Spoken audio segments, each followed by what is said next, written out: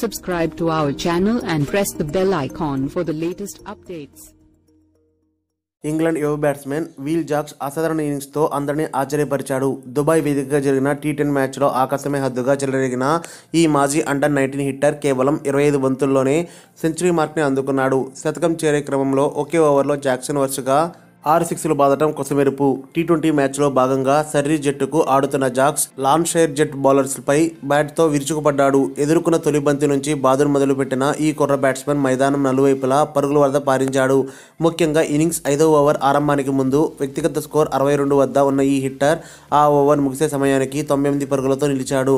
Johne's జోరుతో తొలుత batting చేసిన Surrey జట్టు నిర్ణీత 10 ఓవర్లలో 3 వికెట్ల నష్టానికి 176 పరుగులు చేసింది. అనంతరం భారీ లక్ష్య ఛేదనలో తడబడిన లాన్షైర్ 9.3 ఓవర్లలో 81 పరుగులకి ఆలౌట్ అయింది. కేవలం 14 బంతుల్లోనే అర్ధశతకం మైలురాయిని అందుకున్న జాక్స్ ఆ తర్వాత 25 బంతుల్లో శతకం మార్కుని చేరుకోవడం విశేషం.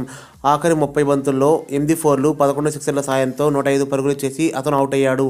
మరిన్ని అప్డేట్స్ కోసం మన ఛానల్ని సబ్స్క్రైబ్ చేయండి.